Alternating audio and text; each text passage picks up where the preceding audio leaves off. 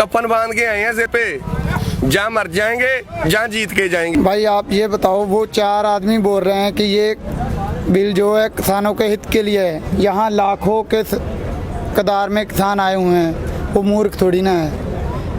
अपनी पीढ़ी दर पीढ़ी किसानी करते आए हुए हैं, उनको पता है कि क्या चीज़ हमारे हित में और क्या चीज़ हमारे हित में नहीं है। वो 5 साल में कुर्सी पर आकर हमें बता रहा है कि ये तुम्हारे हित में है। वो तो ये भी बोल रहे थे कि जब उन्होंने नोटबंदी की थी कि हम लोगों को 10-10 लाख देंगे। किन लोगों को दिया 10-10 लाख नोटबंदी? उसमें मरा कौन? छोटा आदमी जो वो मरा। बड़ी बड़ी कंपनियों वाले अपने नोटबंदी पैसे देकर अपने नोटबंदी को उन्होंने अपने काले धन को वाइट में कर लिया, लेकिन उसमें मरा कौन? छोटा आदमी। भाई खालिस्तानी जब कोई संघर्ष होता है ना, उसको मिटाने के लिए बहुत कुछ कहा जाता है। मोदी सरकार को ये संघर्ष हटाना है, इसलिए वो कह रहा है कि ये खालिस्तानी है, ये आतंकवादी हैं। ठीक है ना, ये कोई बात नहीं है। कोई खालिस्तानी नहीं है, कोई आतंकवादी नहीं है। यहाँ पे सभी किसान हैं। हम जहाँ पे बैठे हैं बोल रहे हैं कि आप रोड छोड़ दो, हम बात करेंगे। भाई पहले बात करो, हमारा हल करो, हम रोड छोड़ देंगे। ठीक है ना, अगर आज बोलेंगे आज ही चले जाएंगे। हमारा हल होना चाहिए, हमारी मांगे पूरी होनी चाहिए। जब मांगे पूरी हो जाएंगी हम रोड छोड़ देंगे। हम किसी के दुश्मन थोड़ी ना हैं, यहाँ पे बैठे हैं। हम तो सिर्फ अपनी ही मांगे लेकर उनके पास आए हैं, अपने हक लेने आए हैं। भाई ये सरकार की बहुत ही, हम बोलेंगे कि हरियाणा सरकार ने बहुत गलत किया। उन लोगों ने उनको वोटें पाई, उनकी सरकार बनाई। ठीक है ना, अगर ऊपर से प्रधानमंत्री नहीं साथ दे रहा था तो इनके मुख्यमंत्री को उनका साथ देना चाहिए था। ठीक है ना, हरियाणा सरकार ने उनके साथ रहकर जिम्मेदारों को दबाना चाहा, लेकिन जिम्मेदार नहीं दबे, किसान नहीं दबे। किसान जो अपनी मांगे पूरी करवा कर ही हटेंगे।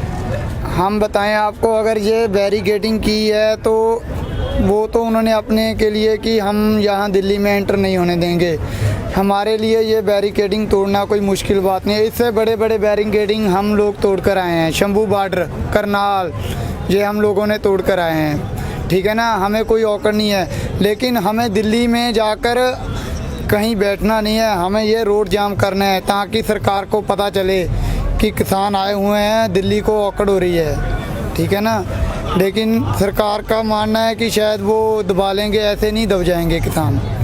कुछ भी कहें, आतंकवादी कहें, खालिस्तानी कहें, लेकिन हम लोग पीछे नहीं हटने वाले हैं। देखो, जब कोई आता है तो बहुत कुछ कहता है कि मैं ऐसे करूँगा, मैं वैसे करूँगा। ठीक है ना, मैं किसानों के हित में हूँ, मैं वो कर दूँगा। मैं जो लोगों ने क्या किया इसने किसानों के लिए, ये कि बिल निकाल कर किसानों की जो फसल है उसका मूल्य तय कर रहा है, वो दे रहा है अंबानी अडानी को दे रहा है कि वो खरीदेंगे। ठीक है ना, ये बात नहीं है। किसानों को सरकारी मूल्य बहुत है, उनको ज़्यादा मूल्य नहीं चाहिए। वो बोल रहा है कि प्राइवेट कंपनी आएंगी, ज़्यादा मूल्य खरीदेंगी। पिन कार्ड चाहिए जिस आदमी को वो खरीदना है, उसके अकाउंट में हमें 50 रुपये भी ना हो, ओनली पिन कार्ड हो। उससे क्या ले लेंगे बाद में किसान? जिसके अकाउंट में कुछ नहीं होगा उसको फसल बेचकर क्या ले लेंगे किसान? ना उनकी सुनवाई है किसान की, ना वो अदालत में जा सकता है। ठीक है ना, जो भाई आदमी खरीदेगा सिर्फ उसको उसके ऊपर ही डिपेंड करना पड़ेगा, चाहे वो साल में दे चाहे 2 साल में दे, उसका कोई मूल्य नहीं होगा। अरे देखो, मोदी जी के एक तो मन का वहम है जो ये बातें बोल रहे हैं फालतू में।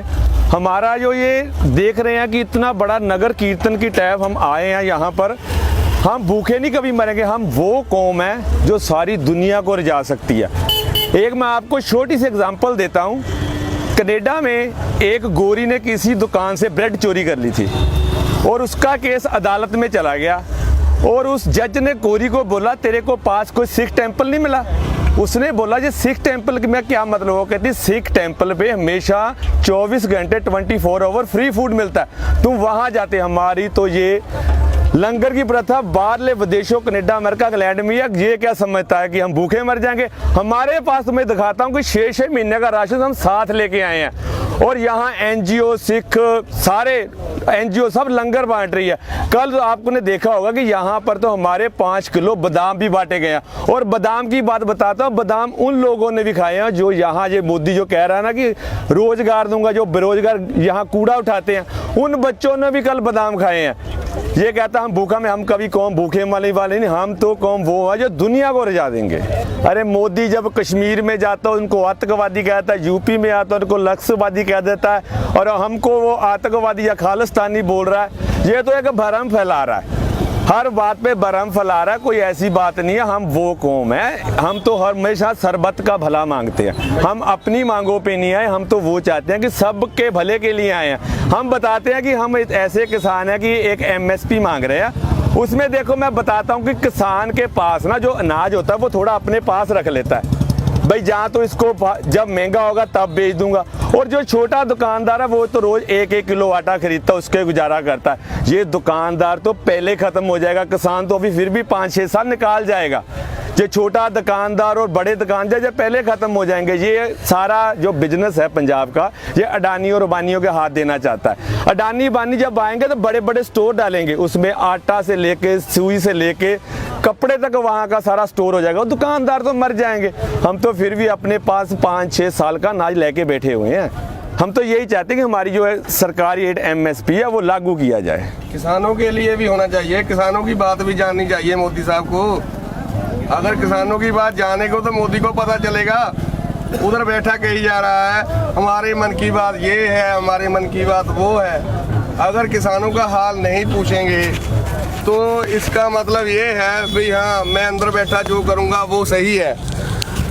किसान जहाँ पर बैठे हैं सभी भाई लोग आए हैं, यूपी हरियाणा सारे भाई इकट्ठे हुए हैं। क्या भाई ये कहता है कि मैं नहीं करूँगा, जब तक करेगा नहीं तब तक हम किसान जाएंगे नहीं। 1 साल लग जाए 2 साल लग जाए यहीं पर बैठे हैं। अरे अगला इलेक्शन यही लड़ लेंगे, यहीं पे लड़ेंगे। सीधी बात ये है। यहाँ कफन बांध के आए हैं सिर पे, जहाँ मर जाएंगे जहाँ जीत के जाएंगे।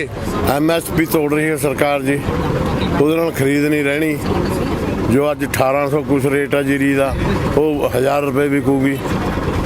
ਇਸ ਨਾਲ ਜਿਹੜੀ ਮਜ਼ਦੂਰ ਆ ਉਹ ਵੀ ਖਤਮ ਜਾਏਗਾ।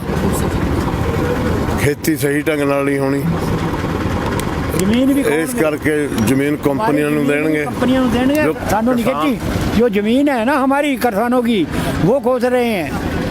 अगर वो ज़मीन में कोई इंडस्ट्री लगाएगा जो लेगा ना हमारे से, वो उस पर लोन भी ले सकता है। जो हमारी ज़मीन ठेके पे लेगा, जो लोन लेगा तो अगर हम उसके मुताबिक नहीं चलेंगे तो वो लोन हमें भरना पड़ेगा। अडानी अडानी को सब कुछ सौंपना चाहती है। हमने तो पंजाब में सब उसके अडानी के सब जो पंप हैं या ये ट्यूब प्लाजा सब बंद किए हुए हैं। 2 महीने हो गए पर मोदी पे कोई असर नहीं हो रहा कि ये क्या कर रहे हैं। ऐसी बात है। हम तो 6 महीने का तो राशन लेके आए हैं। अगर हमारे पास राशन भी ना हो, हमारे तो गुरुद्वारे से ही राशन इतना है कि मुकेगा ही नहीं। हर लाखों बंदा राशन ही राशन ले रहा है यहाँ। हम नहीं जाने वाले, चाहे 6 महीने ले चाहे साल लगे। यहाँ हमारे पास राशन का कोई तोड़ा नहीं है, कोई नहीं भागेगा यहाँ से।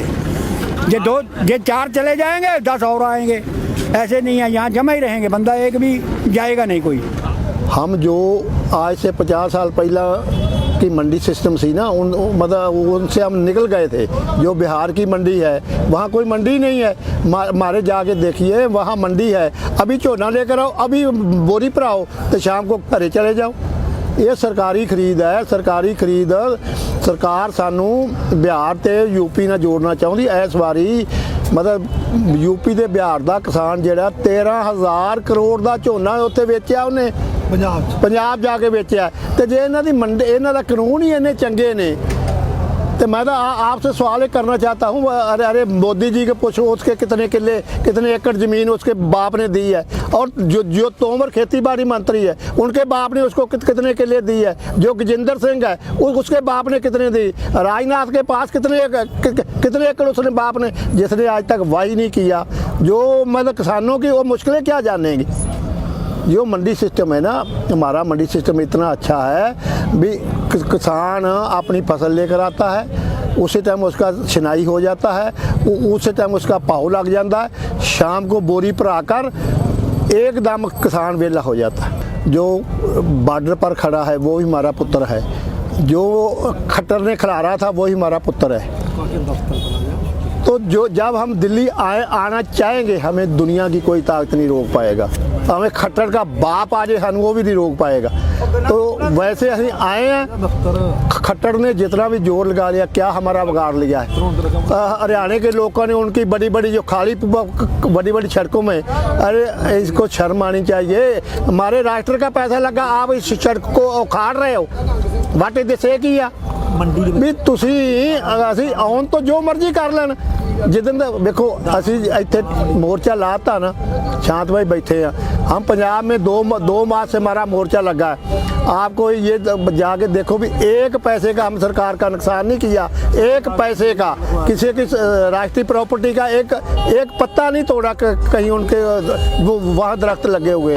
तो इसीलिए तो हमें इसकी कोई प्रॉब्लम नहीं है। हरियाणा वाले भाइयों को पता था कितने कितने बड़े पत्थर है, उतने उतने बड़े संगल लाया है। संगल लेके जो गाड़ी का हवा निकाला था, उनको 2 ट्रैक्टर पा के इधर खींच दिया, किसी को इधर खींच दिया। तो हम तो आते रहे, हम तो याद आए। भाई साहब, मैं आपको बता दूं कि इस बिल का हम विरोध क्यों कर रहे हैं। पहली बात तो ये है कि ये मिनिमम सपोर्ट प्राइस MSP जिसको बोलते हैं, न्यूनतम रेट, कम से कम रेट, वो हमारा फिक्स है पंजाब और हरियाणा में। आपको शायद जानकारी होगी कि किसी भी स्टेट में ये MSP लागू नहीं है, किसी भी स्टेट में, हरियाणा और पंजाब को छोड़ के।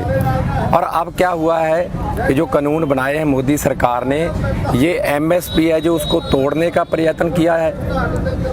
उसके बाद मंडीकरण तोड़ने का प्रयत्न किया है, क्योंकि जब मंडीकरण टूट जाएगा, MSP नहीं रहेगा, मंडीकरण खत्म हो जाएगा और कितने मुलाजिम बेरोजगार हो जाएंगे।